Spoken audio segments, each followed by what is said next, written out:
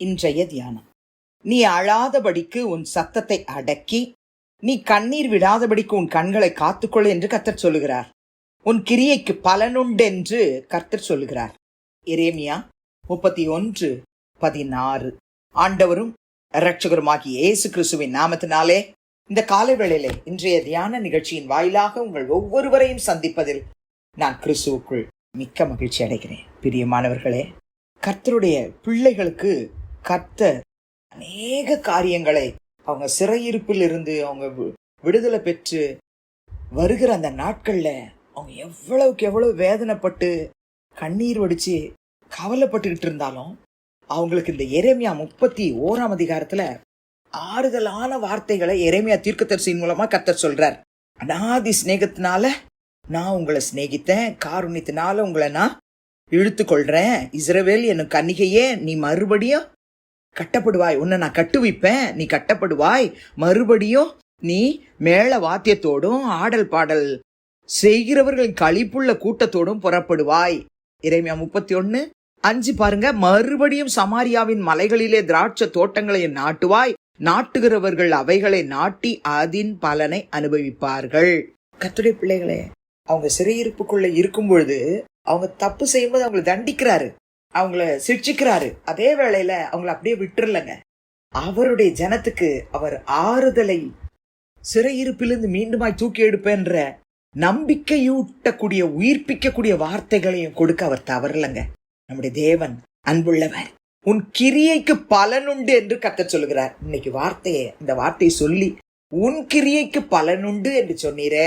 இஸ்ரவேல் ஜனங்களுக்கு எங்களுடைய கிரியைக்கும் நீங்க பலனை கொடுப்பீங்க நம்பிக்கையோடு ஸ்தோத்தரிக்கிறேன் அப்படின்னு சொல்லி நம்ம ஸ்தோத்திரம் பண்ணி ஸ்தோத்திரத்தோடு கூடிய ஜெபத்தினால் நம்ம கர்த்தரிடத்துல விண்ணப்பங்களை தெரியப்படுத்த போறோம். ஒருவேளை நான் அழுதுகிட்டே இருக்கிறேன், இன்னமும் என் கண்ணீருக்கு பதில் வரல, என் ஜெபத்துக்கு பதில் வரல, நான் துக்கத்தோடயே இருக்கிறேன், நான் வேதனையோடு இருக்கேன்னு சொல்றீங்களா? 30 சங்கீதம் 5 தாவீது எழுதுற ஒரு வார்த்தையை பாருங்க. அவருடைய கோபம் 1 நிமிஷம், அவருடைய தயவோ நீடிய வாழ்வு. சாயங்காலத்தில் அழுகை தங்கும், விடியற் காலத்திலே களிப்பு உண்டாகும்.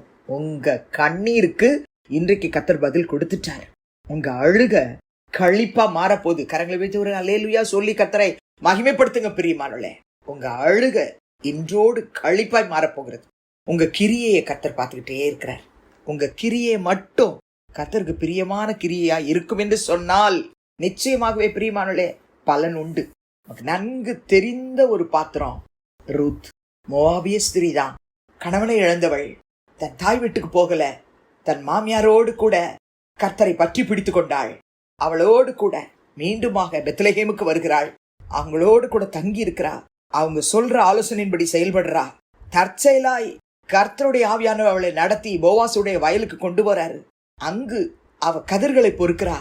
அங்க அவ செய்யற கிரியையை முழுவதுமாக போவாசுக்கு தெரிவிக்கிறாங்க. போவாஸ் சொல்றாரு ரூத் 2:12, உன் செய்கைக்கு தக்க பலனை கர்த்தர் உனக்கு கட்டளையிடுவாராக. இஸ்ரவேலின் தேவனாகிய கர்த்தருடைய செட்டைகளின் கீழ் அடைக்கலமாய் வந்த உனக்கு அவராலே நிறைவான பலன் கிடைப்பதாக என்று போவாஸ் சொல்றார். இன்றைக்கும் நம்முடைய பரம போவாஸ், நம்முடைய கர்த்தர், நம்மை உண்டாக்கினவர், சிருஷ்டித்தவர், நம்முடைய கிரியைகளை பார்த்து கொண்டிருக்கிறார். நம்முடைய கிரியைகளை பார்த்து அப்படியே கண்டு காணாம போகிறவர் இல்ல. நம்முடைய நிந்தை, அவமானம், நம்முடைய துக்கமான சூழ்நிலை, அதே நிலையில் நம்மளை விட்டுட்டு போறவர் இல்ல. அந்த நிலையை கர்த்தர் மாற்றி, மகளே உன் செய்கைக்கு தக்க பலனை இன்றைக்கு நான் உனக்கு கொடுக்கிறேன்.